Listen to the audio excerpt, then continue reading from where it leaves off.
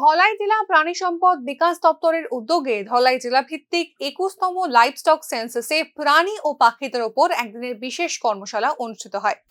এই কর্মশালা আমবাসা পঞ্চায়েতি রাজ ট্রেনিং সেন্টারের কনফারেন্স হলে অনুষ্ঠিত হয় বৃহস্পতিবার সকালে। এই কর্মশালার সূচনা করেন রাজ্যের প্রাণী সম্পদ বিকাশ দপ্তরের যুগ্ম অধিকর্তা অমিতাভ দাশগুপ্ত। এছাড়াও এই অনুষ্ঠানে রাজ্যের প্রাণী সম্পদ বিকাশ দপ্তরের সহ অধিকর্তা ডক্টর নন্দদুলাল পাল, ডক্টর লুকেশ দাস, ধলাই জেলা যুগ্ম অধিকর্তাও উপস্থিত ছিলেন। এদিন ধলাই জেলার প্রাণী সম্পদ বিকাশ দপ্তরের ৬২ জন কর্মী এই কর্মশালায় প্রশিক্ষণ নেন। এই প্রশিক্ষণ কেন্দ্রে মোবাইল অ্যাপের মাধ্যমে ধলাই জেলার ভেতর যে সমস্ত পশু ও প্রাণীপালক রয়েছেন তাদের বাড়িতে কয়টি পশু পাখি রয়েছে তা গণনা করে নথি ডাউনলোড করা সম্ভব হবে বলে জানা গিয়েছে।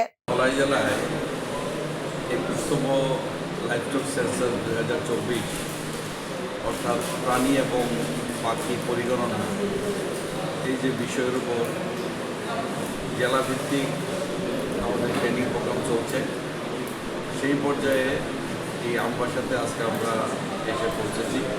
এখানেও সেই ট্রেনিং প্রোগ্রাম শুরু হবে।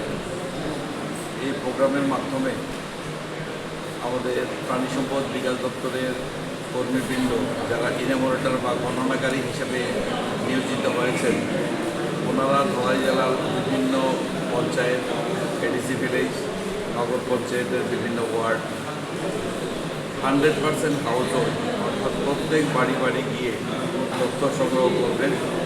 তার কাছে কী গরু আছে, কত সংখ্যায় আছে, হাঁস, মুরগি, ছাগল, শুকর ইত্যাদি আছে। এই সমস্ত তথ্যকে